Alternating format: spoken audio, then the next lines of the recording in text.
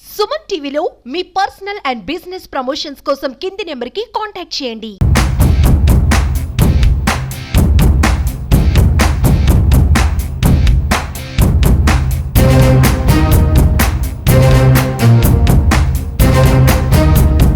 Visakha railway స్టేషన్లో జరిగిన అగ్ని ప్రమాదం ఒక్కసారిగా ప్రతి ఒక్కరిని ఉలుకుపాటుకు గురి చేసింది. ఎందుకంటే గతంలో జరిగిన రైలు ప్రమాదాలు అది విన్నా కూడా ప్రతి ఒక్కరికి ఇప్పటికీ కూడా కళ్ళ ముందే కదలాడుతూ ఉంటాయి.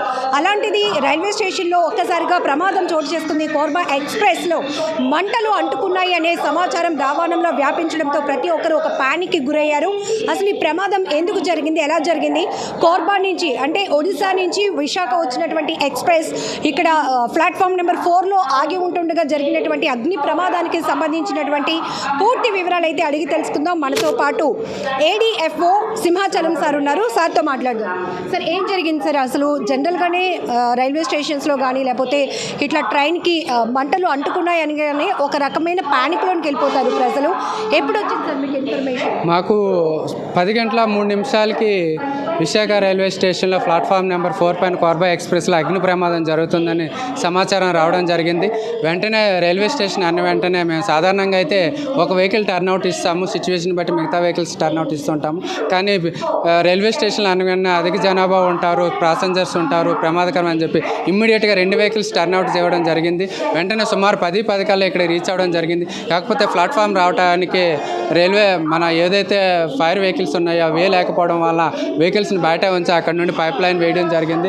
పైప్ లైన్ వేసిన తర్వాతను ఈ లోపల ఇక్కడ ఉన్న వాటర్తో కొంతవరకు నివారించడం జరిగింది. మేము వచ్చేసరికి B7 బోగీలో అధిక మొత్తంలో మంటలు పొగలు ఉన్నాయి. సో సుమారుగా 20 మంది సిబ్బంది మరియు 3 వెహికల్స్ మేము తరలించి ఇక్కడ ఉన్న వాటర్తోని మా హోజ్ పైపులతోని 6 పైపులు వేసి ఇమ్మీడియట్గా ఫైర్ ఫైటింగ్ చేసి ఆ యొక్క మంటలను వేరే బోగీలకు కానీ వేరే ప్లాట్ఫామ్ ఉన్న షాపులపై కానీ రూఫ్ టాప్లపై కానీ స్ప్రెడ్ అవ్వకుండా నివారించగలిగి ఫైర్ ప్రమాదాన్ని అయితే 10-15 నిమిషాల్లోనే కంట్రోల్ చేయగలిగాము.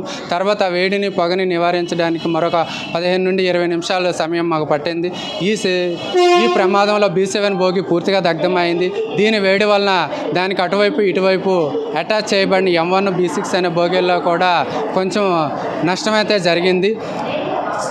దీన్ని నివారించగలిగాము. ప్రాథమికంగా ఇక్కడ ఉన్న సిబ్బంది చూసే వాళ్ళని కానీ వేరే వాళ్ళని కానీ ఎంక్వైరీ చేయడం వల్ల ఆ బోగీలో ఎటువంటి ప్రయాణికులు కానీ సిబ్బంది కానీ లేకపోవడం వల్ల ఎటువంటి ప్రాణ నష్టం కానీ లేదా గాయాలు అవటం కానీ జరగలేదు.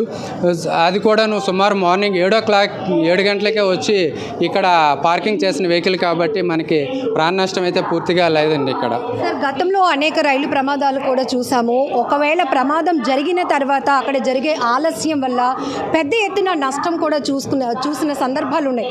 సో ఇమీడియట్గా మీకు ఎన్ని గంటలకి కాల్ వచ్చింది సార్? అసలు ఎవరు చూసారు? సో ఇక్కడ సుమారుగా మాకైతే ఎగ్జాక్ట్గా 10:03 ఫైర్ కాల్ రావడం జరిగింది. సో మనకి 3 కిలోమీటర్ల దూరంలోనే ఫైర్ స్టేషన్ ఉంది.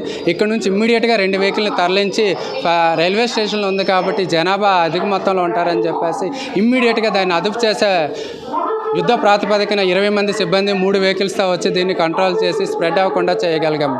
దీనివల్ల ఎటువంటి నష్టాన్ని అయితే మేము వచ్చే సమయంకి ఏదైతే ఉందో అక్కడితో అదుపు చేయగలిగాము, స్ప్రెడ్ అవ్వకుండా. సార్, మీరు స్పాట్కి వచ్చేటప్పటికి ఇక్కడ ఉన్న పరిస్థితి మీరు చెప్పారు. రైల్వే స్టేషన్ అనేటప్పటికీ నిత్యం జన సమూహం ఉంటారు కాబట్టి తీవ్రమైనటువంటి ఒక భయాందోళన ప్రతి ఒక్కరిలో క్రియేట్ అవుతూ ఉంటుంది. ఒకవేళ అదే రన్నింగ్ ట్రైన్లో కానీ ఇట్లా జరుగుంటే కనుక ఏ స్థాయి ప్రమాదం నిజంగా బై గాడ్ గ్రేస్ అనుకోవాలి. మేము వచ్చేసరికి జనాలంతా కూడా భయభ్రాంతులతో అటు ఇటు పరిగెత్తడం జరుగుతుంది. అధిక మంటలతో పొగతో B7 బోగి ఉంది. ఇమ్మీడియట్గా మేము చూసి ఆ మంటలను అదుపు చేసి పొగలను అదుపు చేశాము. ఇదే రన్నింగ్ బోగీలో జరిగినట్టయితే జనాలు ఒకవేళ ఆగి ఉన్న ట్రైన్ అయినా రన్నింగ్ ట్రైన్ అయినా సరే అందులో ప్రయాణికులు ఉన్నట్లయితే కొంతవరకు నష్టమైతే జరిగి ఉండేది. అదృష్టవశాత్తు అందులో ప్రయాణికులు సిబ్బంది లేకపోవడం వల్ల మనకి ఎటువంటి ప్రాణ నష్టము జరగలేదండి. Sir, fire and safety department సేవలు అమోఘం. ఎందుకంటే కార్పొరేట్ హాస్పిటల్స్లో కానీ రైల్వే స్టేషన్స్లో బస్సులు తగలబడినా ఎక్కడైనా అక్కడ ప్రాణ నష్టం జరగకుండా ఉంది అంటే because of your team dedication చాలా ఉంటుంది. సో మీ టీం అందరినీ కూడా మీరు ఎలా అప్రిషియేట్ చేస్తున్నారు? జనాలు కూడా అదే రకంగా సుమన్ టీవీ నుంచి ప్రశంసిస్తున్నారు.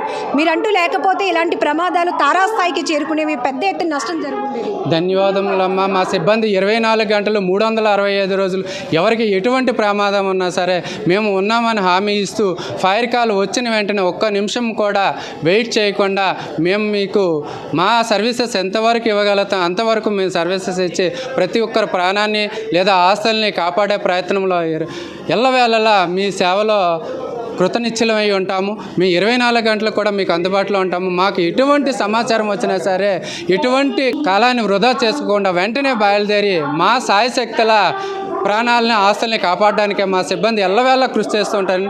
నిజంగా మా సిబ్బందికి అయితే మేము కృతజ్ఞతలు చెప్పాలి. ఎందుకంటే వాళ్ళు ఫీల్డ్ లెవెల్లో చాలా కష్టపడుతున్నారు. అందరూ మంటలను చూసి పారిపోతూ ఉండి వాళ్ళ ప్రాణాలని కాపాడుకోవడానికి మా సిబ్బంది మంటలను చూసి ప్రాణాలను తెగించేసి ప్రజల యొక్క ప్రాణాలను ఆస్తుల్ని కాపాడాలని ముందుకెళ్ళి కష్టపడుతూ ఉంటారు. ఈ సందర్భంగానే అందరికీ నాలెడ్జ్ ఇవ్వాలని కూడా నేను అనుకుంటున్నాను. ఒక అగ్గిపుల్ల వెలిగించినప్పుడు దాని మీద ఇలా చేయి పెడితేనే కాలిపోతుందేమో అని ఒక భయం, అది ఉప్పనూతే ఆరిపోతుంది. కానీ ఒక బోగీలో ఈ స్థాయిలో ప్రమాదం జరిగినప్పుడు ఆ హీట్ వేవ్ అనేది ఎలా ఉంటుంది? సో అవన్నీ పరిస్థితులు కూడా తీవ్రమైనవి ఉంటాయి. దాని నుండి వచ్చే స్మోక్ పీల్చేటప్పుడు చనిపోవడం కానీ మంటలా కాలిపోవడం ఇలాంటివన్నీ జరుగుతాయని తెలిసినప్పటికీ కూడా అది మా వృత్తి ధర్మం కాబట్టి వృత్తి ధర్మాన్ని పక్కన పెట్టేసి పక్కకు వెళ్ళలేం కదమ్మా. సో అందుకు మేము మా వృత్తి ధర్మాన్ని మొదట నిర్వహించాలి కాబట్టి చిన్న సమస్యలు అనేవి ఉన్నప్పటికీ కూడా వాటిని అధిగమించి మా మొదట ప్రియారిటీ ఎప్పుడు కూడా ప్రాణాలని కాపాడాలి, ఆస్తుల్ని కాపాడాలి. వీలైనంత వరకు ప్రజా సేవకే మేము అంకితమై ఉన్నాం కాబట్టి ఈ జీవితాన్ని వాళ్ళకే అంకితం అమ్మా. ట్రైన్ పరిస్థితి ఎలా ఉంది? మంటలు ఏ స్థాయిలో ఉన్నాయి? 9:50 మంటలు స్టార్ట్ అయ్యాయి మేడం. 10 గంటలకి మా వాళ్ళు ఇన్ఫామ్ చేశారు. వాళ్ళు 9:52 ఇన్ఫామ్ చేశారు ఆర్పిఎఫ్ సిబ్బందికి. ఆర్పిఎఫ్ వచ్చి మొత్తం మంటలను ఆఫ్ చేశారు మేడం. 10:30కి ఫైర్ ఇంజిన్స్ కట్ వచ్చాయి. 11:30 కల్లా మొత్తం అంతా ఆరిపోయింది. జస్ట్ అంటే ప్రమాదం జరిగే సమయానికి ముందే వీళ్ళంతా కూడా ఒడిశా నుంచి ట్రైన్ వచ్చింది కాబట్టి మెయింటెనెన్స్ కోసం ఇక్కడ ఆపారు ప్రయాణికులు. ట్రైన్ అయితే 6:40కి వచ్చింది మేడం. 6:40 నుంచి 9:40 3 అవర్స్ గ్యాప్ ఉంది. దానికి ఇష్యూ లేదు. ఆల్రెడీ దిగిపోయి వెళ్ళిపోయారు. అదే ట్రైన్ ఇప్పుడు 2 గంటలకి తిరుమల అవుతుంది అనమాట. తిరుమల కింద దాన్ని కన్వర్ట్ చేస్తారన్నమాట. ఆ ట్రైన్ వెళ్తుంది 2 గంటలకి. ప్లాట్ఫామ్ పైన మీరు షాప్ రన్ చేస్తున్నారు, ప్రత్యక్షంగా మీరు చూడడానికి అవకాశం ఉంటుంది. మీరు చూసేటప్పటికి భోగిలో మంటలు చెలరేగాయా లేకపోతే పెద్ద ఎత్తున ఎలా ఉంది? జస్ట్ ఫస్ట్ స్టార్టింగ్ B6 నుంచి స్మోక్ వచ్చింది మేడం. హెవీగా స్మోక్ వచ్చినప్పటికీ మేము ఎలక్ట్ అయ్యి ఆర్పిఎఫ్ సిబ్బందికి మేము చెప్పాం అనమాట. సార్ స్మోక్ వస్తుంది ఇలా ట్రైన్ అంటే వాళ్ళు హఠాహుటిన వచ్చేసి ఇక్కడికి వచ్చి మంటలను ఆర్పడం జరిగింది. Fire exit. సో మంటలు అది కాపాడడంతో ఫైర్ ఇంజిన్ వచ్చి అప్పుడు మంటలు ఆర్పడం. సో మీరు కూడా హెల్ప్ చేశారా? హెల్ప్ చేసాను.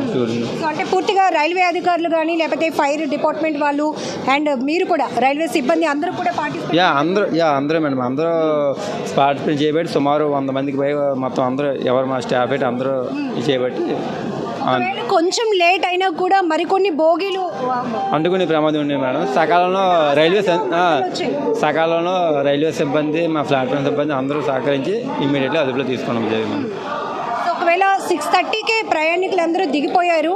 అప్పటి నుంచి ఒక 3 అవర్స్ మెయింటెనెన్స్ కోసం ఇది ప్లాట్ఫామ్ పైన ఉంది. 3 అవర్స్ మెయింటెనెన్స్ ఉంది మేడం. ఆ టైంలో జరిగింది 9:50.